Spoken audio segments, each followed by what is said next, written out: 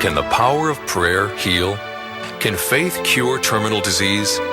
In this News Channel 5 special, Ted Henry reports on an unprecedented number of faith healings happening right here in Cleveland. It's Northeast Ohio's greatest untold story, healing miracles. Now, from Studio C, here's Ted Henry. What began small in Cleveland 10 years ago has now grown in size to attract the attention of people from Cleveland, the country, and abroad. News Channel 5 has learned that a medical doctor is said to be healing large numbers of people, not with his medical skills, but with his faith. Oh, Lord, my God. Crowds numbering in the thousands have been showing up at suburban churches, halls, and even the Cleveland State University Wolstein Center to be prayed over by Dr. Issam Nemeh. He works in churches all over greater Cleveland. And on this Sunday morning, he is healing people not by medicine, but by prayer at St. Mary's Chapel in Ignatius High School.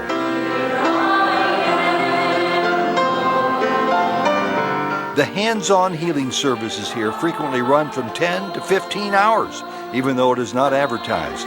This service attracts 700 people, and now since our reports began, crowds are numbering 10,000 and more.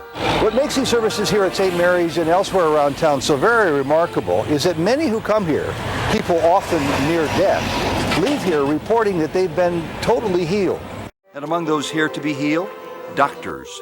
There's hardly a person in Cleveland who does not recognize Dr. Ted Castell, News Channel 5's medical expert for 25 years. About a year ago, I had a horrible shoulder. My right shoulder was frozen. Dr. Castell's frozen shoulder, inflammation of the muscles that resulted in scar tissue and chronic pain, was degenerative and getting worse. He couldn't move it. His own doctors and physical therapists offered little help until he met Dr. Nemeh in this church. Dr. Nemeh prayed over Dr. Castell, and before he knew it, he could move his shoulder again. This is the truth. I could go like this with my shoulder. I don't know what to call it. All I know is that my shoulder's better, and I think the Lord has had something to do with it. I'm delighted. Not everyone who sees Dr. Nemeh is healed, nor are most people. But what's astonishing is the great number of people who do claim healings here, including Liz Simmons, who suffered from multiple sclerosis for 22 years. After seeing Dr. Nemeh, she could walk again. All of a sudden, he was praying. My legs were going like this. They were running, sitting there, and it was so amazing. Liz also claims a major healing took place in her eyes. I went to Sarah Scheck, who is an ophthalmologist who documented the optic neuritis, which is irreversible nerve damage, so to speak. It is totally gone. So what is not in my mind, it really is gone. She lives a full, productive life. And there's also something else Liz can now do. Liz is a lifelong piano accompanist, and now healed since '98, she can play again.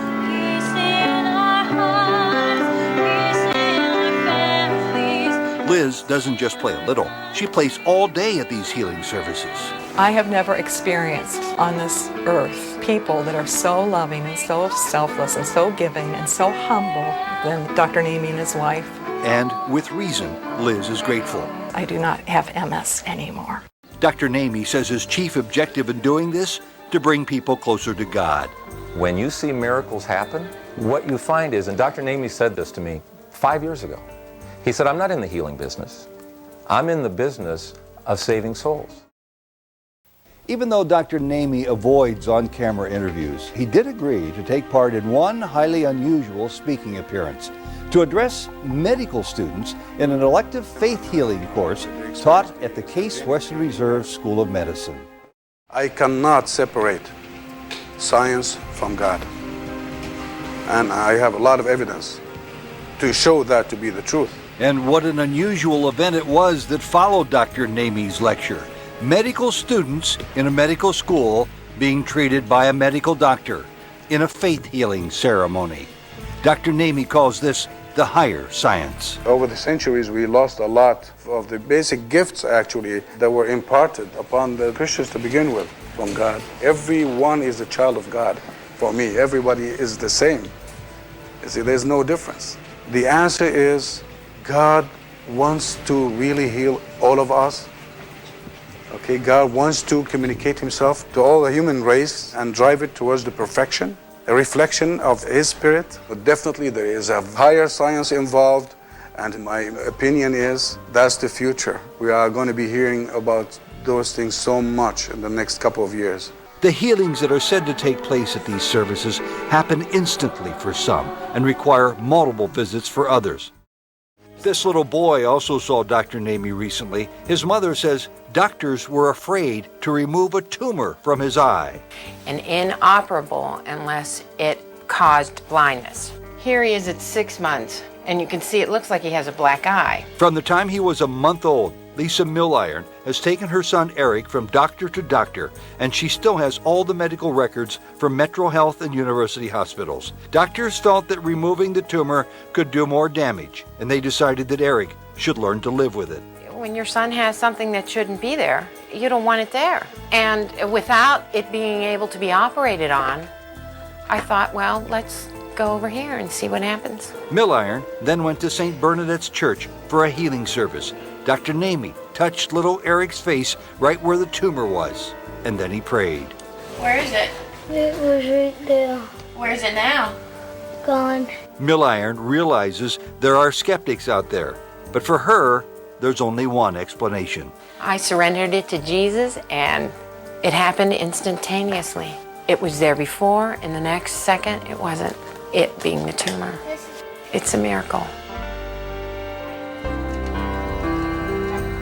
23-year-old Jessie Kitchum and her mother Heidi are frequent visitors to these church healing services. 5 years ago, Jessie was involved in a nearly fatal car accident on this desolate roadway in northern Ohio. Doctors held out little hope. They took us aside in a room and says, put her in a nursing home. She had a devastating brain injury, and she's going to be a vegetable, and there's really nothing we can do for her. Jessie survived, but just barely, spending 4 months in a deep coma. Her mother took Jessie to Sister Monica to be prayed over, but when nothing happened, Sister Monica suggested Jessie be taken to see faith healing team member Dr. Issam Nemeh. Jessie was in a chair, and we went into his office, and she couldn't walk, couldn't talk, was drooling, couldn't hold her head up. And he looked at Jessie, and he said, God is going to heal you. You're going to be okay. It's been a great struggle, but Jessie talks now. She has shown remarkable improvement. God is healing her. She's not 100%, but boy, she's a lot better than she was. She's not walking by herself, but with a cane, and she's going to college. And she's going to be better, and she's going to be a physical therapist someday. Listen carefully, and you'll hear a woman who was never supposed to think or speak again talk about her plans to be of service to others for the rest of her life. To walk again. To teach people to walk again? Yeah. And probably some more, too. Yeah. I will not tell them they can't do it. You will never tell them they can't do it. Yeah. You want to give them hope. Yeah. And Jessie had one final message of a lesson that can be useful to any of us. I will never take anything for granted. You will never take anything for granted again. Yeah. Such a very powerful lesson. I will never take anything for granted. You know, people often ask how much or how little of these presumed healings taking place here in Cleveland can possibly be true.